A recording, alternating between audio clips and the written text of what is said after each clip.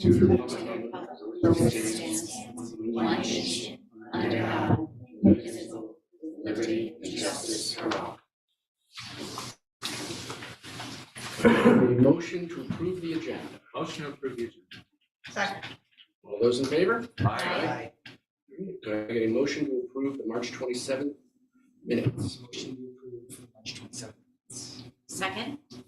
All those in favor? Aye. Committee chairperson comments. Beautiful day out. Great day for a meeting. Let's go. Any community comments? We're gonna get to the Colors of the World project here in a minute. Nobody online for prime? Okay, well then let's roll on. First up for student comments. Memorial Elementary School.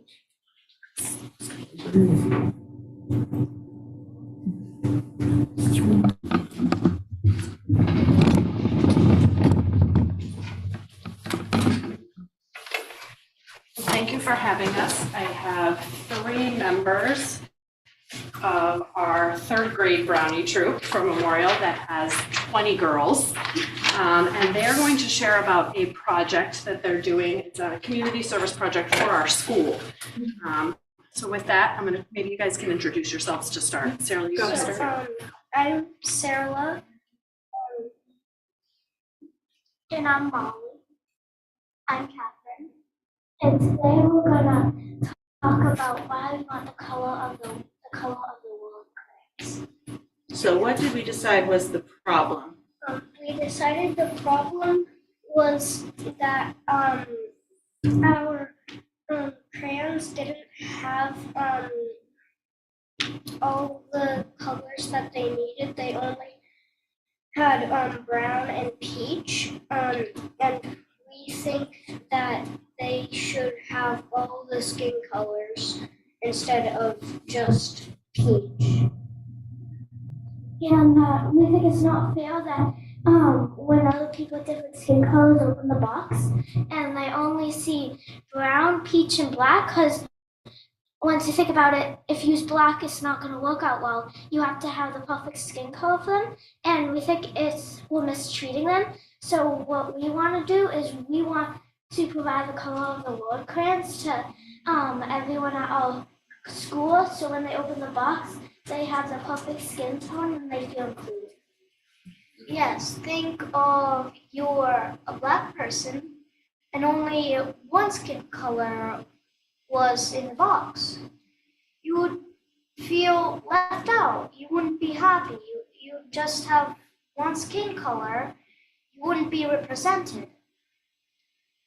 That's right. So we had a lot of our friends, when they were drawing pictures of all of their friends, they couldn't draw accurate pictures of all of their friends because we didn't have the crayons and the colors to represent all of the beautiful skin colors in our community and in our world. So what are we doing to solve that problem, my friends? We're using our cookie money that we made to supply colors of the world crayons to every classroom in our school.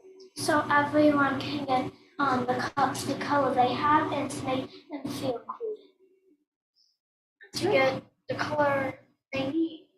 You want to draw yourself, you can't, if you're black, you can't use like peach. And if you're like a darker skin color, then you can't use brown or black, because black you don't see like a pitch black person, and brown it might be too light. And so for the art classroom at Memorial, we're also going to provide colors of the world paints and colored pencils and markers. And hopefully each classroom will get a set of crayons and markers to include just in their daily classroom. Great project. Any questions? So how many classrooms are there in the school? So there's just over 20, but we're going to provide hopefully a second set in case any get broken or lost, because supplies never get broken or lost at elementary schools, so it'll be a just in case scenario. But hopefully by educating people, and we're going to be talking at the all-school meeting as well in May, that this will become a routine thing to include in supplies for our classrooms, and hopefully it won't have to be a special project the next time that supplies are needed, and it'll just be a thing or not a thing. Or something, exactly. Are you guys still selling cookies to raise money, or is that done for this year? No, we're done for this year. We're gonna do it next year. Mm-hmm. Yeah, so we do a lot of community projects. We talk a lot with the girls about, you know, we do a little bit for fun. We do a little bit to save, just a little bit though, because we have a little turnover at the end of the year at this age. And then we use quite a bit to give back. So we've done planting at the VFW and projects like that. We did Gifts with the police officers. the police officers, yep, and we also did during the lockdown and the pandemic, we did projects for the Meals on Wheels and the Senior Center and necessity drives and things like that that they spend their cookie money on. So when you're buying Girl Scout cookies, you're actually supporting your community as well, because they do spend quite a bit of their hard-earned money to give back to the community. We all need a lot of Girl Scout cookies. Well, Everyone, it's the not actual for profit, cookies so. are very important. It's not for profit, so the calories don't count. You don't have a soul if you don't have Girl Scout cookies. Yeah. Unless you're allergic to them. Yeah. Thank you, girls. Thanks for Thank coming. you. Good job.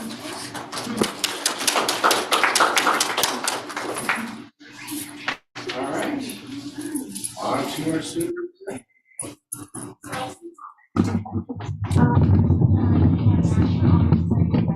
On March 30th at from 6 to 8 p.m. And we inducted 52 new members, which is amazing. And my next comment is that during this week we have spring wellness week at Mendon-Upton, and we have like different activities that we can just like relax, kick back, learn a little bit about wellness and how we can take care of ourselves. So on Monday we had, like today, we had animal fair, traveling petting zoo. Tomorrow we have horses from Rock Hill Farm. And this day we have different activities such as reading and walking, and people can pick and choose which one they want to engage in. Thursday we have ice cream truck, and then Friday we have alpacas from Angel Land. Look at that. Alpacas are always a big hit, I hear. Till they spit on you. There you go. Did you get to see the animals today? Oh, I didn't get to see them today, but I'm hoping to see them tomorrow. I got to go in and touch. I'm not goats, and there was a bunny that was, I swear it was this big, and then they had baby bunnies, and it's not really typically my thing, but they were adorable. So, and then all the students were coming out at lunchtime, so it was pretty neat. It's a good day for it too. Oh, yeah. Great, thank you. All right, with that, I'll turn it over to Dr. Cohen. All right, so I have a number of updates. We co-hosted the Blackstone Valley Educator Job Fair. This was the second year in a row that we've done this. It was last Monday at Milford High School from 4 to 7. I want to really publicly thank our district representatives. We had Lori Petty, who you met the other day at the last meeting, Nick Cuomo and Lauren Chuk, who represented our district during the fair. We had strategic planning at the same time, and so I scooted over after, and Alyssa was a huge help in getting all the materials ready. So we were by far the best table. I'm not just saying it. I'm going to send you a picture after of the whole fair. We had a lot of candidates come over. So we didn't have as many as last year. Last year we had about 100, we think, that came through in the 2.5 to 3 hours. We had closer to 50, so not as many this year, but still we had a number of candidates that came through. Let's see, and for posting a position, so we're starting to post, we have positions that are posted for this year that are still open, and we're starting to post for next year too, the next week. Misco Hill's having their Misco Expo. It's an elective showcase that's going to be tomorrow night, April 11th from 6 to 8. I was able to participate in the community reading day of elementary school this past Thursday, where we all read the same book, Jabari Jumps, and I got to talk to first graders about how sometimes we get scared, but we get encouraged, and it was a great theme, so that was a lot of fun. I want to remind everyone that April is Autism Awareness and Acceptance Month, and so in the district, we're hosting a number of activities throughout the month to raise awareness and understanding. You already talked about the National English Honor Society, and you want to tell them about what your presentation was? Yeah, so I had 2 slots, and me and my group worked on prominent themes in Pride and Prejudice, which is a book by Jane Austen, and how the themes were viewed in the media then, at that time, and now. And we just had a session where we all just sat in a circle, it's called a Socratic circle, where we all just sat, talked about it, discussed. People came in, sat down, and finished it. So it was a great night, and I got to watch other projects as well. It was really great. I don't know how many of you were able to see it either last year or this year, but what I loved, it really, I don't know if it doubled in size or tripled in size for the number of presentations, but it was much larger. It was great last year too, so I was impressed to see how much larger it was this year. It's an entirely student-run event, and I went to presentations on 23 books in 2023 to get a good scoop on what books to read next. I went to interpretive analysis of song lyrics. I went to slam poetry. There was a discussion on impact of technology for students. I saw some podcasting in the main hallway and feminism in literature. All the students were incredible, and I really recommend it for people in the future to go check out. My last update is the heading as our students are also on the move. So I'm sure I'm missing a trip in here, but I tried to capture them all. We have our Spanish exchange students, 25 left for their trip to Spain. I believe it was last Friday. We have 34 students who are on a trip to NASA and DC with Mr. Gorman. We have students heading to Costa Rica on Wednesday. On Wednesday, Brian Molay is taking a group of students to the Community Scholars Collaborative at Nichols College. And finally, we have about 30 students heading to Orlando for the DECA International Competition.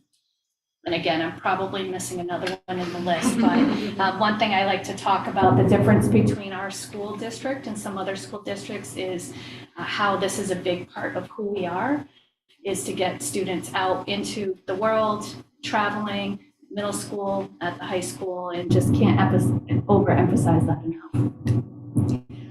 Moving on to grants, which seems to be a recurring theme at every meeting now. We had recent grant awards. Cheryl talked about some at the last meeting, but this last week we received word that we were awarded a competitive $36,000 deeper learning grant to support work at Mendon-Upton High School and Misco Hill Middle School. I'm going to just read the statement. And then the rest you can kind of read on your own, but just so people can know what it's about. The Deeper Learning Implementation Grant supports the efforts of the Mendon-Upton Regional School District to embed deeper learning experiences across all disciplines at the secondary level by supporting authentic, immersive learning experiences for students and professional learning for staff. So some of what the money will go to is one, buses, getting students out on trips, but it also supports a lot of the professional developments that we have for PBL, and to continue that, to make sure that we have the project-based learning experiences across all of the grade levels. We're also looking at expanding classroom libraries for more diverse voices, perspectives, student choice units. And so they had a follow-up meeting I think it was this morning, so they got more details on this grant. But this is building off of when we were part of the state Kaleidoscope Collective. And because we were part of that and did such a great job with that, and then had the follow-up, that's why we kind of came to the front in this work. So we're really fortunate to be a part of that. We also received notice this week about being awarded $81,000 from the state for the cost of Class 6 treatment systems at both Clough and Misco Hill. I linked in the press release for that. And you can see, I definitely recommend if you didn't click on it yet to just look in and see, who received the grants. But I really want to thank, where is he?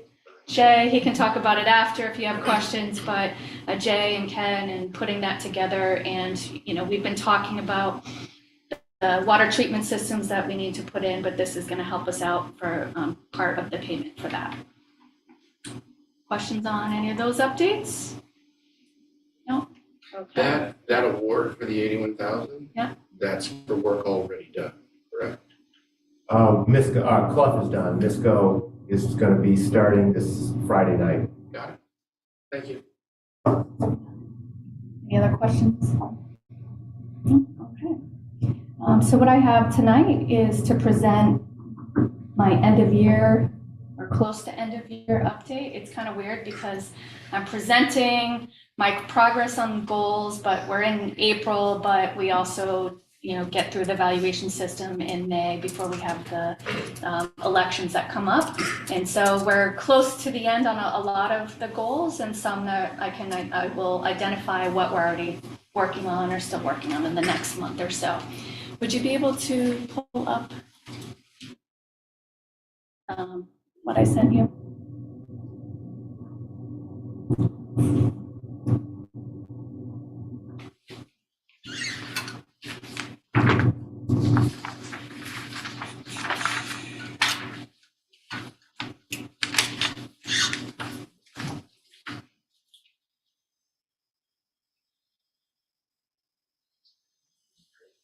I'm glad you're doing that, Melanie.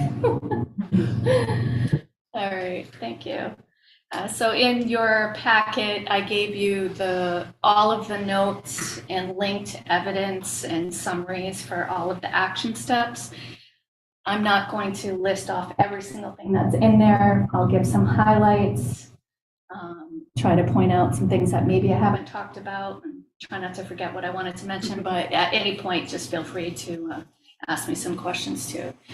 So just a reminder of the process. So when you have the evaluation cycle, it's a continuous improvement cycle each year. So we begin the year with a self-assessment, and then we identify our goals and develop a plan. So we met, I believe it was back in about October, where I presented the goals to the committee and met with the subcommittee regarding the goals. And then we came back, we implement the plan, and we are at that formative assessment, evaluation, summative evaluation, end of the cycle for this 1 year cycle for us here. And I met, I believe it was in early March with the superintendent evaluation subcommittee to get kind of it's funny, it's sort of it was a mid-year progress. I did update it in the last month with what we've accomplished in the last month, and now we come to the end here. So we go to the next one. And just a reminder, I always like to point out how hopefully you have a good sense of a lot of the goals that we're working on, either through the background memos that I share each week, or background notes or presentations, or anything else that we update you on with the different departments. But we're guided by the strategic plan. We have school committee goals aligned to that. Then you have the building school improvement goals that are aligned, and my superintendent goals. And then I work with the district leadership team around their goals as well, professional goals and student learning goals. And then we hope to have that clear alignment with our educator goals too, that are aligned to the strategic plan. So really, if you were to pull up anyone's goals, you'd start to see, okay, in a lot of places, we're working on some of the common themes. All right, so we had 4 goals in all. We have a professional practice goal, we have a student learning goal, and then I take 2 of the district improvement goals or strategic goals, and the ones that I'm closely connected to, I'll end up giving you highlights of the work that I'm specifically doing or working with members of the team around. So the first one here is the professional practice goal, and it's around engagement and communications. And so a lot of the work has been to communicate the story of our authentic learning experiences for students. I've continued to learn strategies in marketing, in how to present budgets in different ways, in public relations. And so when the professional practice is usually about the the individual and what I'm trying to learn. And so I've focused a lot on learning about how to improve communications or work with our website people for trainings with that and try to improve in those areas. So if you go to the next one, what I did for all of these goals is I just listed out the key actions for you to see what they are and highlighted in bold just so we can kind of see the essence of each of the action steps. In your packet, you'll see all of the evidence of what I did. But I spent a lot of time. Aptitudes are the people that work with our website. And so particularly in the beginning part of the year, I would have almost monthly meetings with them. Now it's a little bit less frequent. I might just send them an email, say, can you create a header? Or I'm looking to work on another part of the website. And I'll show you a couple things that we've done as a result of that work on the website. I've shared the press release schedule with you, and I believe, I tried to count them up, that we've had, as a result of working with the PR rep, we have had close to 19 press releases that we've sent out this year that goes to all of our local media. And I also take it and put it on our website, so it's all in all of our news feeds. So what we do is I work with the leadership team, and we look at the next month and we see what events are coming up, or if we have, some highlights that we strategically are bringing to the school committee meeting, then we'll bring that forward. So what's been nice about it is you'll start to see in the local paper, I'm forgetting the new town crier, what it's called, I have to remember the new name, but you know what I mean, the paper that comes out. A month ago, because a lot of it was sent, half the paper were all of our press releases that we had, that they had written. So what they do is they do a draft. I meet with him every other week, just for like 15 minutes. We check in and we highlight what's coming up. And then we'll have a point of reference at each of the buildings on the other point of reference, and we'll give feedback, or I'll edit what was drafted by someone on their committee. So they're supposed to they can do about 4 a month. Sometimes it may be more in 1 month, might be less depending what we're doing. What I really like too is when something's coming up, and I didn't ask them to do it, or they might have sent something to me around the swatting issue that we had that I sent out in the last newsletter, because they're working with all of the various school districts that when there's an incident or something that's broader, they may say, hey, here's a press release or here's a sample. So they sent it to me. I didn't use it. I just kind of typed up my own, but that can be helpful too if something is happening. Or for example, when we got the cybersecurity grant, they had already written some press releases for other schools that got the cybersecurity grant. So they said, oh, I saw you got the grant, we can just send that out. So I didn't have to do anything for that. Others were working closely to give them and provide them the information and then, help. But what was great was because of that, you saw that we were picked up by CBS, News, like Ion Education. That's because they have contacts with different media outlets, and something that they're looking for a theme. They may say, hey, we're looking for this kind of theme, and they'll direct them back to the various schools that are working on that. So I've really liked that partnership, and feel like it keeps us on track as well. So I know I'm talking a lot about that, but I think it's really, I didn't know how it would work out, and it's been really successful this year. Something else, I attended a number of MASS, MASC workshops as well. One of my favorite was how to build a better budget workshop. We can never go to too many budget workshops as well, and also attended at a conference on communications, a couple workshops on that as well when I was at the national conference, which I found to be helpful for me. I also, anytime we have social media or marketing, I try to attend those as well.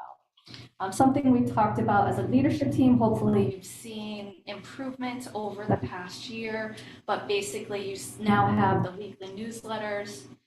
You should be seeing updates on the websites, in the live feed, on the main page, in the pictures that are at the top, and that's all work that we've done. We still know on some of the school pages there's work to be done to kind of mirror what we've done on the district page, but we made a lot of improvements. Another area is related to the merchandise. I always talk about it more tonight, but that's been helping with some of our marketing, and we've started to identify consistency in our colors, and we have our digital colors that we're using, a hex number. I'm learning a lot about some of this, and there's Pantones as well, which apparently was, at Hofstra. I went on a tour, and now I know about Pantones from Hofstra University there. But so we're trying to modernize our logo in lots of different ways. So on the next page, I did a screenshot just to show you, that's the bottom of our webpage, and I showed this to you, I think, probably earlier in the year, where those are all links to some of our highlights in our programming. Are you going to be able to click on any of the links? Sure. Won't work. So we created, this was an off-site Weebly website. I pulled some of the info onto our website about Portrait of a Learner and some of that content. It still links out to the Weebly because there's a lot more content on that site. But now when people look underneath district, they'll be able to see Portrait of a Learner. Can you go back? And then student registration, we talked about that. So now we have standardized student registration page and kindergarten page is set off of that as well.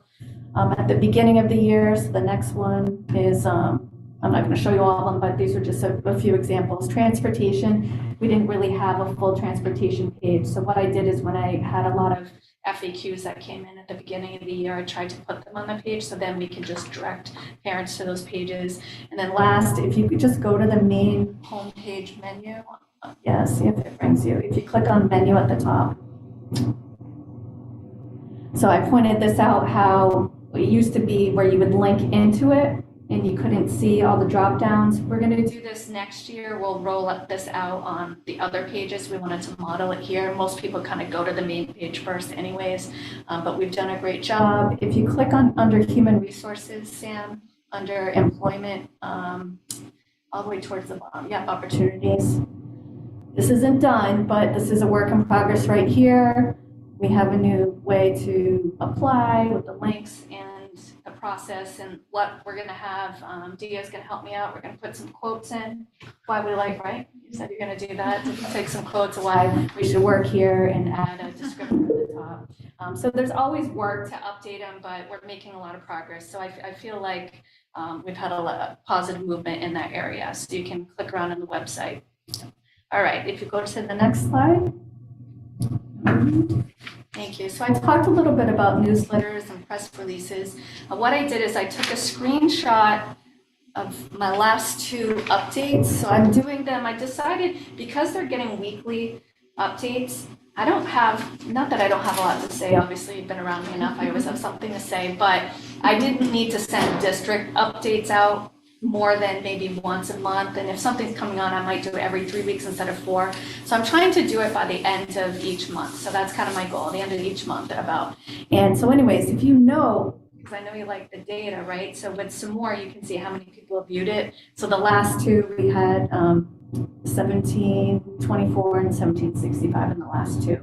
And that was a little bit up from the other ones, but they were all over 1,000 views for those district updates. So our schools are able to look at how many people have looked at their updates. I didn't go and check their data, but just wanted to give you a sense of that. And then we don't have to click into the press release. Oh, no, actually click on that just to show. Thank you for being my clicker there. So if you go to the main website, we bring in all of either the updates on the main webpage or the press releases into the news feed on the webpage, so you know that that's there as well.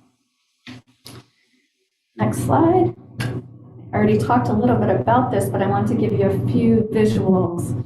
And one exciting, in the bottom right-hand corner, that sign is going up this week. So we have a new sign, and that's the mock-up, what it's supposed to look like. So crossing my fingers, that's what it's supposed to look like. But the company's been great, and we'll probably have hopefully the student and the teachers who helped facilitate this, maybe they can come forward at some point to a meeting. So I don't want to steal their thunder, but I wanted to show you the intentionality with the colors. So that's how we brought in the Pantone colors for the green to match what we have. Oh, we already talked about Misco Hill in the past with the logos, with We Care, did that this summer. Obviously, you've seen a lot of the swag that we have, and you know, with our tablecloths that we have it at the meetings, but we have it for other visuals for events that we have in the district as well.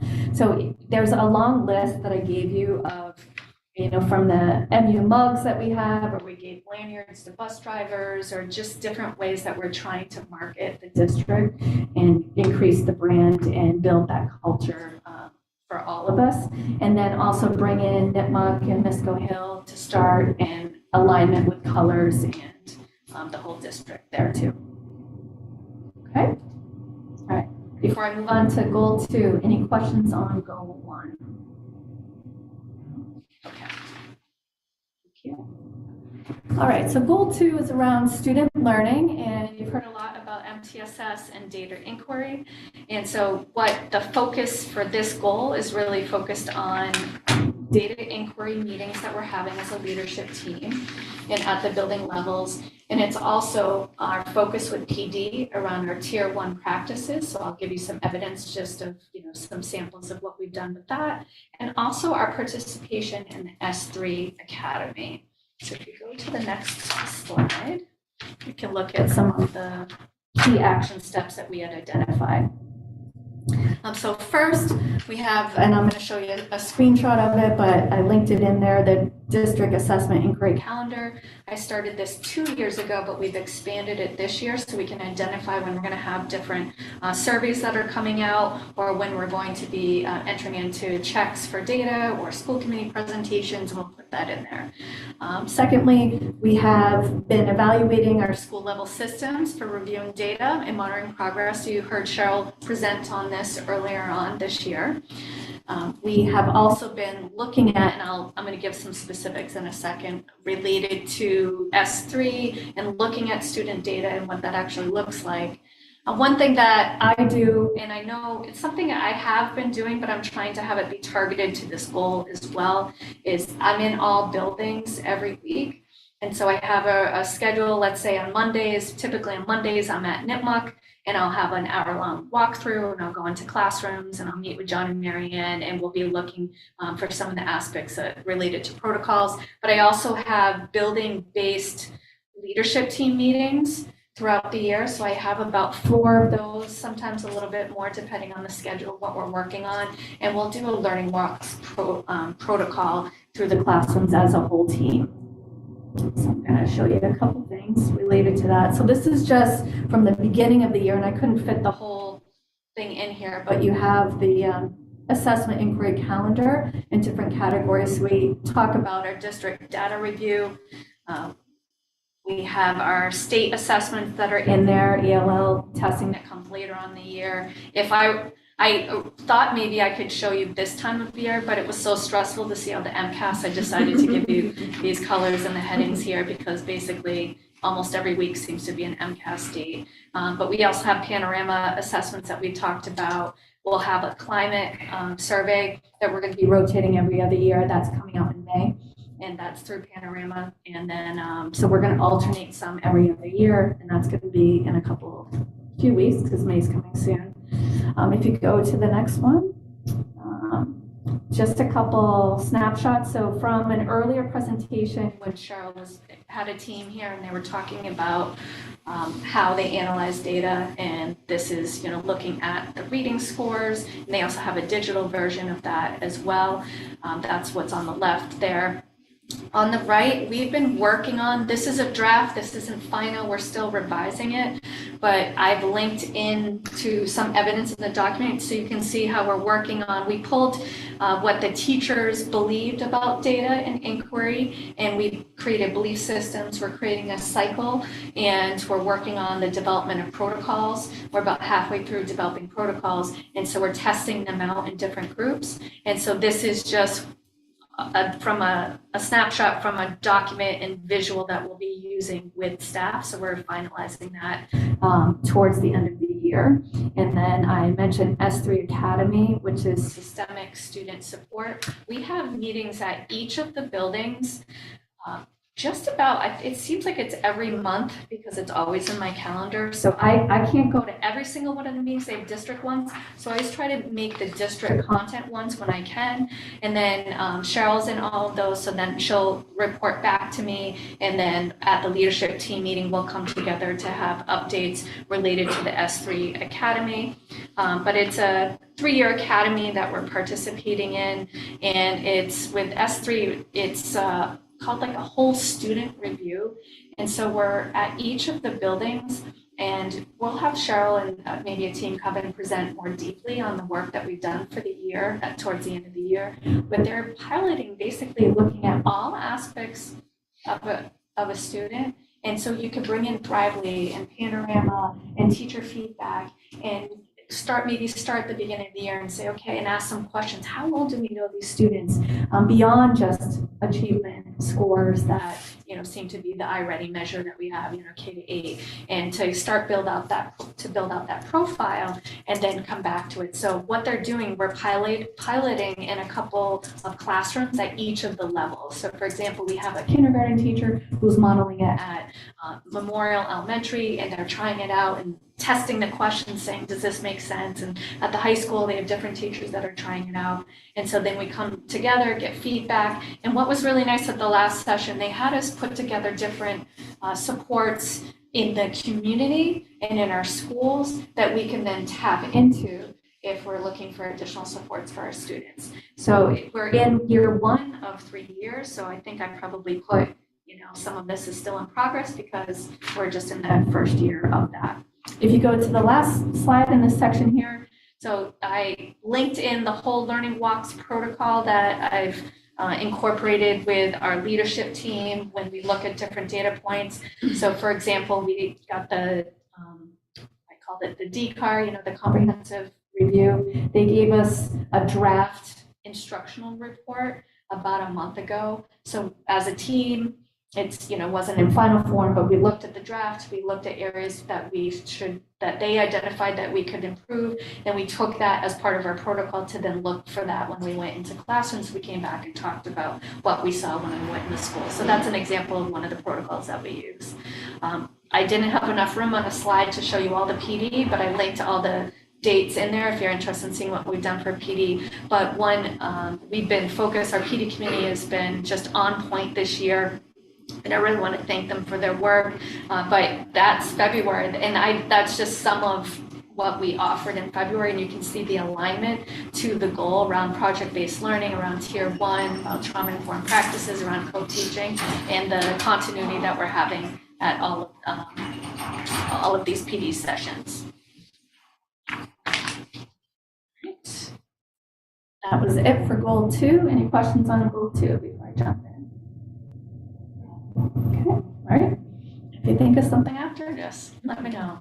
All right, strategic planning, probably one of my favorite parts. I could definitely do this all the time. I don't know what that says about me, but I really enjoy it. I guess it's a good thing since I'm running it that I enjoy it. But basically, we've been working on a strategic plan this year. If you go to the action steps, basically we established the committee. There's 32 members on the committee, including, I mentioned, stakeholders from every single group. We conducted district-wide strategic planning self-assessment surveys, so we asked for feedback from staff. We asked for feedback from the community members, and I also, in the next action step, held 10 focus groups. I offered a general staff one, general community one, a high school student, a middle school student, and then building-based at each of the buildings to try to give access. And we also did the same protocols at our strategic planning meeting as well. So what we pulled in, and I've shared a number of what we have gathered so far in regard to visioning, in regard to some themes that are coming out of the feedback. So one of the meetings we focused on analyzing the quantitative data in the district and also qualitative feedback.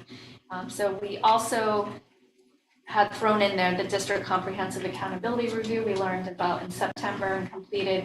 We just received the draft of it. It's about 100 pages long, and we have to give feedback on any factual inaccuracies that we might find by this Friday. And then after that, we'll have the full report that we'll be able to share. I can't recall if I put it in. If you want to see the draft, I can share it with you. I just can't share it publicly, but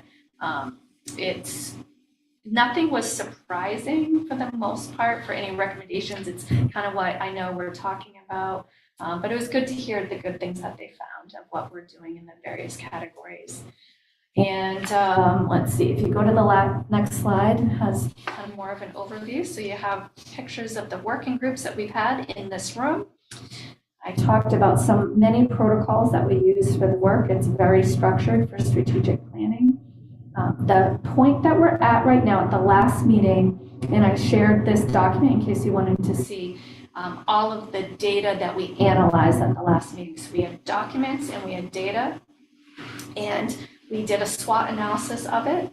And what will be coming back at the next meeting, which is next Monday, is to start developing the objectives and then also the initiatives that are coming out of the themes and some of the areas for growth that we have identified with the SWOT analysis. So it'll start to become really concrete in the next meeting and the meeting after that. So we're completely on track for completing it.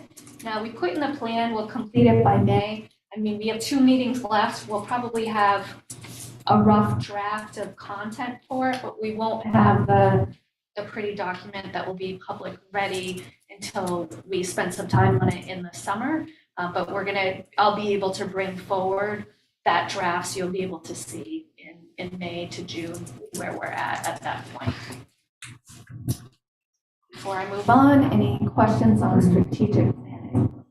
It's going really well, and the group is great.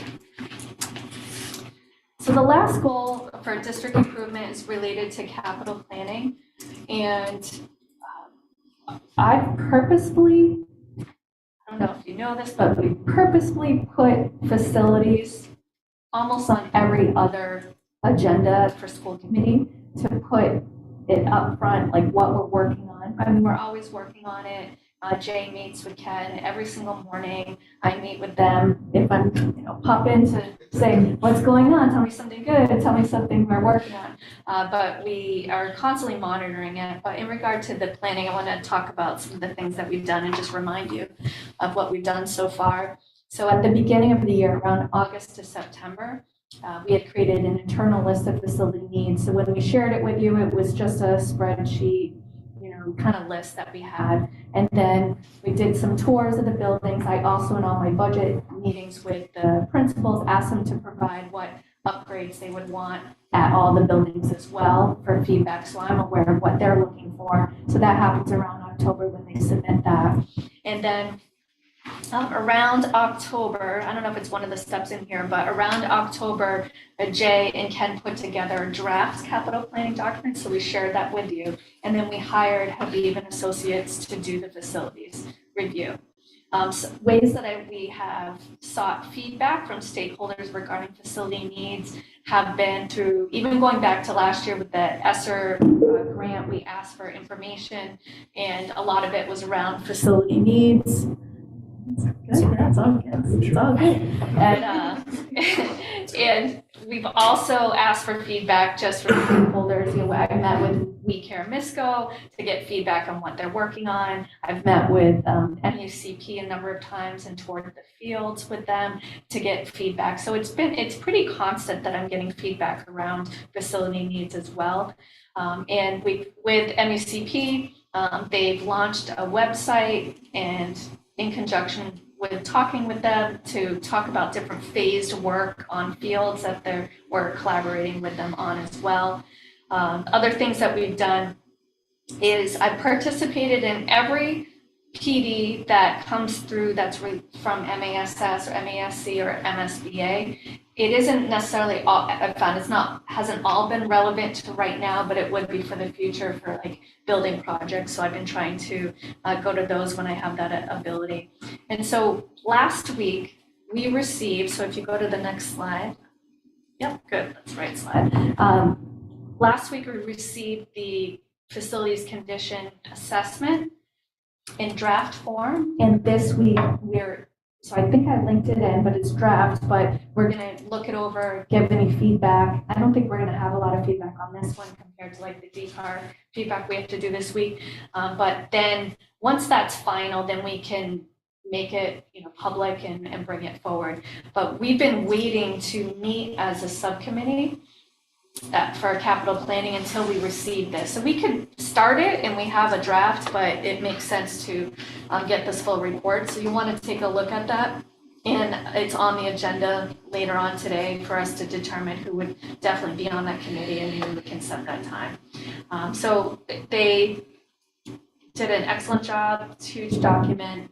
And what I like about it, which we knew was the purpose, they'll say, you know, what's high priority, kind of mid-moderate priority, and something for the future as well. So we're right on track.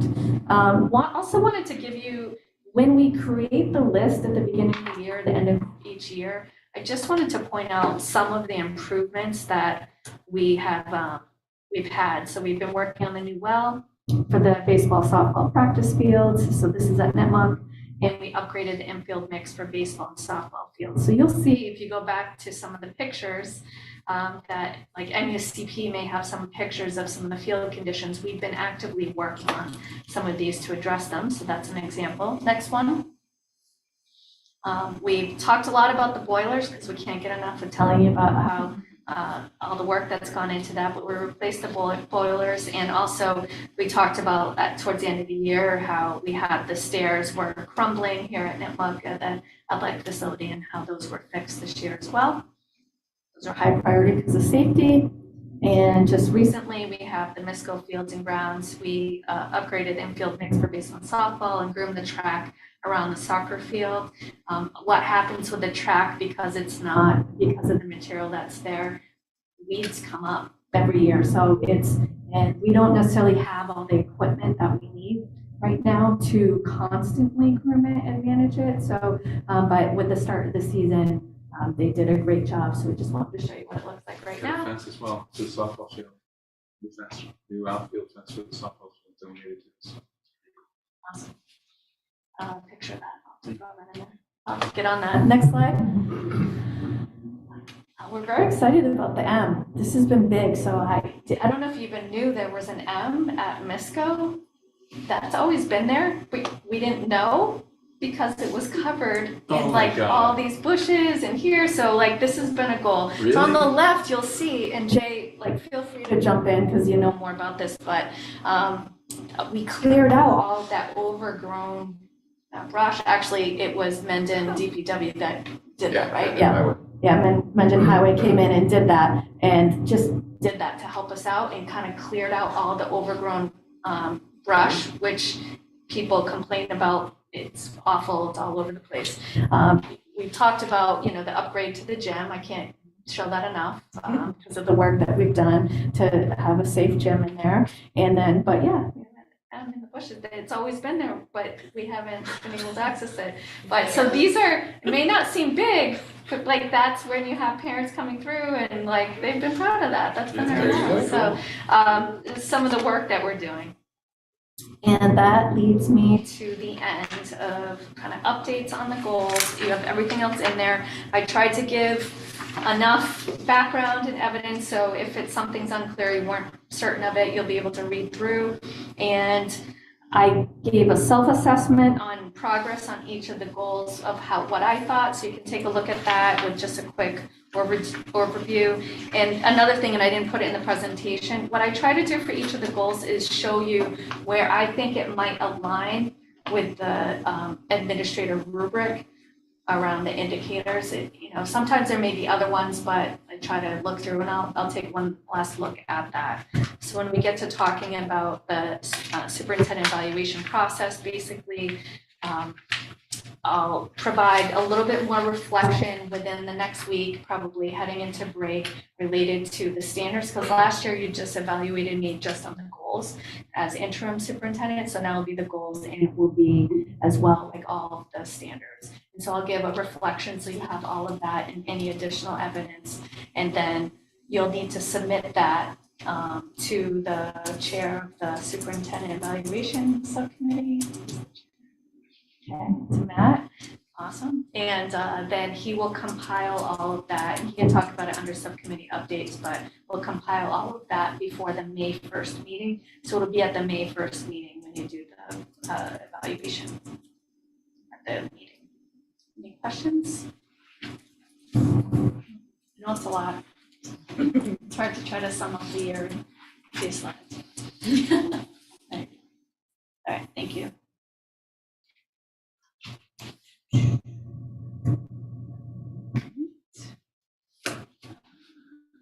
So if I move on to you, Jay, if you want to come on up. Sure.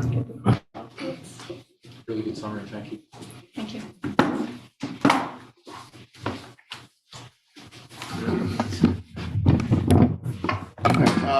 We can start with the year-to-date report, which you have in your package. You've got every month, you're getting one now. Yeah, financially, I think we're in really good shape this year. We seem to be plugging along the way we should be. The building maintenance stuff is still continues to be the one that bogs us down.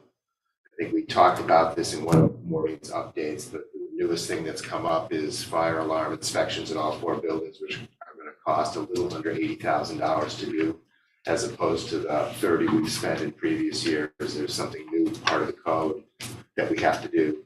They have to actually go to every single smoke detector at NISCO and do what's called a sensitivity test, which is where they introduce smoke into the detector to determine when it goes off.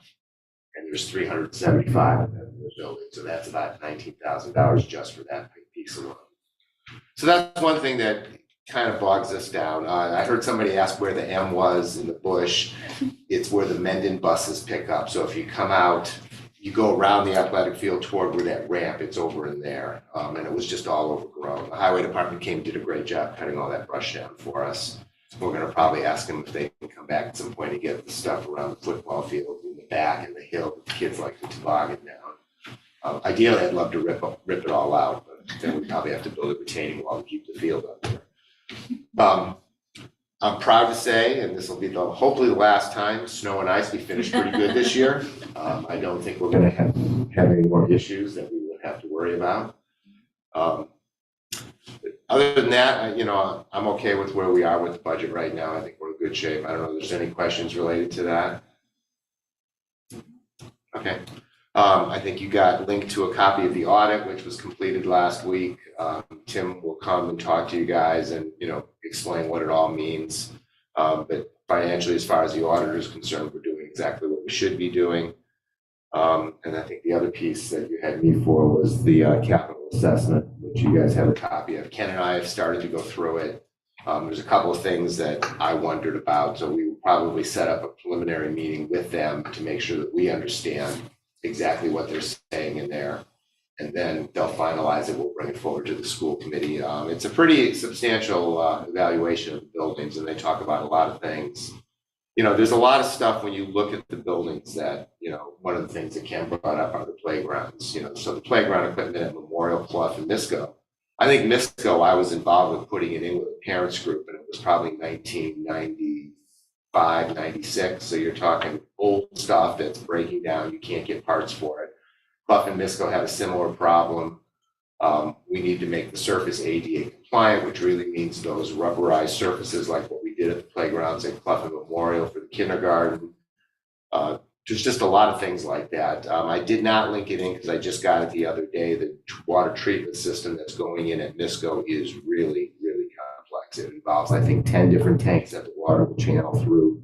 We had to pour a bunch of slabs to put the tanks on. They're coming in, they're supposed to start Friday night on that system. And I just saw an email from DEP saying that they were keeping Tuesday open so that we could put this in, get it up and running, and they can come and give us a temporary, it's okay to start using the water. Now, I don't know what that would mean after they test it, because that's a different story. But I think we're making progress there finally, which is a good thing, because it's taking forever. We're still waiting for a couple of parts at Clough, but the Clough system is up and running as well. I think it's about all I got for now.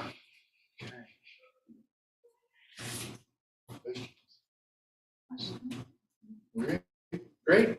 Okay.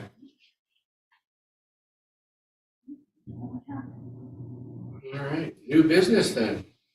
Capital Planning Subcommittee.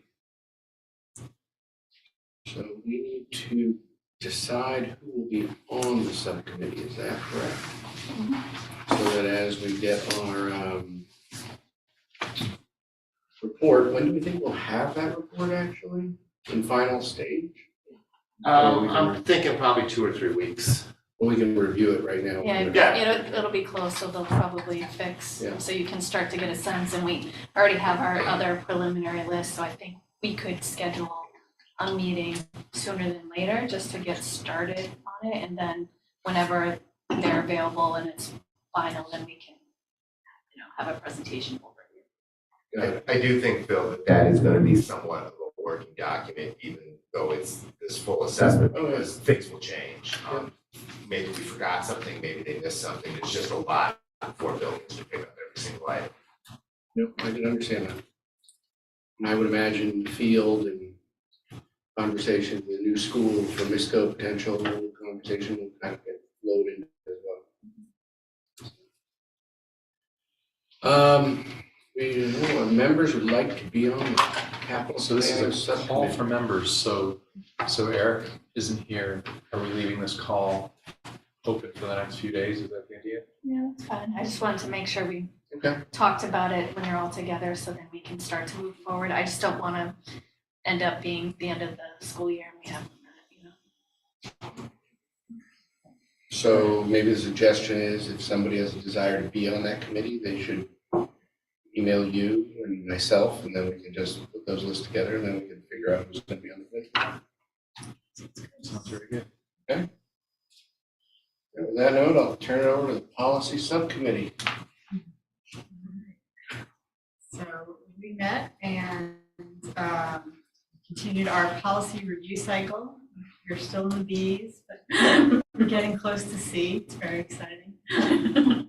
So we looked at 5 policies. The drafts are linked in your packets. So one, we reviewed policy BDF and determined that no revisions were necessary. So we don't really need to, there were no revisions, but for the other, the school committee member vacancies, school committee superintendent relationships, school committee subcommittees, and school councils.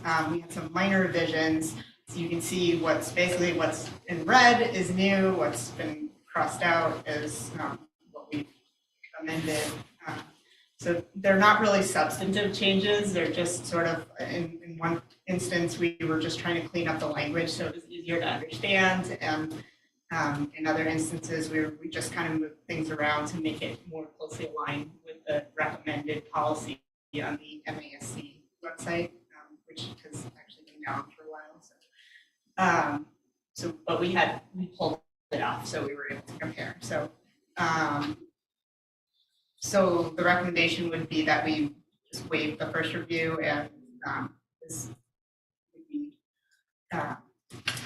the one and only review, and we can take a vote to approve the policies as revised based on the minimal revisions to them. So I would move that So you need a motion? we need a motion to approve So could the, I get a motion to approve policy BBBE? Right? yeah, so I Wait would, to do them individually. can I move to just do them all? I'm just gonna move to do them all, and everyone else would. There we go. Second. All right, any discussion? All those in favor? Aye. Passes, there we go. As we talked about the superintendent evaluation today, goals. Do we have an update on that subcommittee? Yes, so as Maureen mentioned, the last committee, we reviewed your mid-year goals, your progress through the goals, and then set a timeline for the rest of the evaluation process. So today she presented her end of year progress. After this point, she will send out a detailed packet of evidence to support her self-evaluation, and then a evaluation would be some sort of form sent out to all of us to write up our takes on her evaluation. That should be completed. So we're going to send it out by Monday, April 17th, to be completed by the following Monday, the 24th. Does that sound correct? At which point I will collect the various evaluations and collect it into a master evaluation, which will present to the committee. The first school committee meeting in May is the first, at which point we will vote on the evaluation.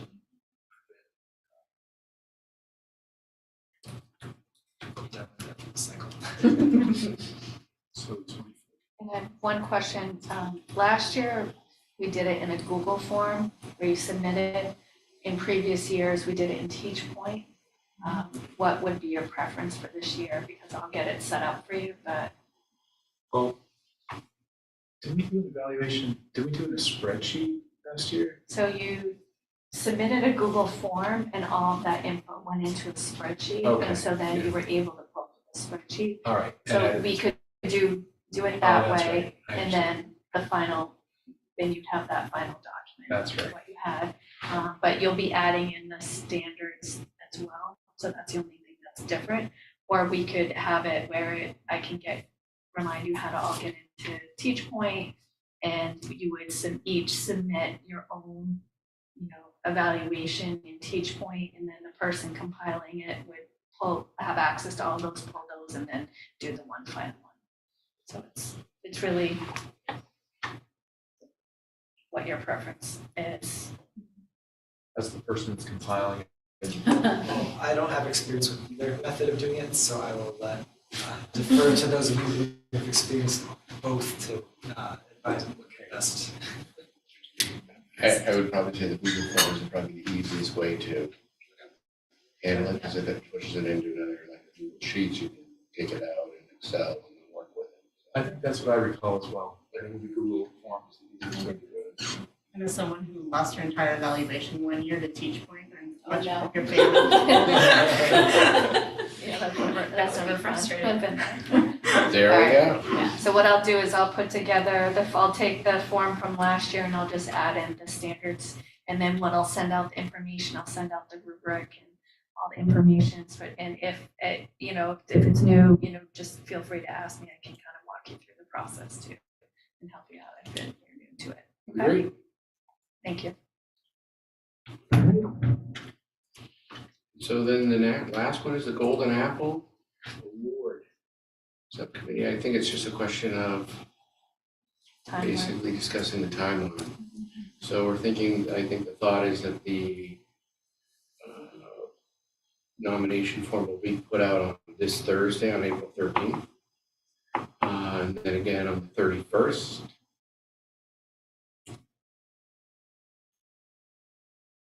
So I'll And have my monthly district newsletter at the end of the month, so that's when it would be in, but I feel like that might be too late to get it out, so I can have just it sent out by, like district one. Yeah. And then we'll say the nominations to be received by May 12th, and then we would meet on the 15th to review those nominations, and the recognition will take place on June 5th. Sound good? Great. Sounds very good. All right. There are no more budget subcommittee meetings scheduled. We don't need to talk about that one. Any other questions or thoughts on subcommittees? No? Okay. Any other matters not anticipated by the committee within 48 hours of the posted meeting? Any other correspondence? No, I don't think so. Future agenda items, we'll talk school choice, district goals, and the technology departmental update. With that note, could I get a motion to adjourn? Second.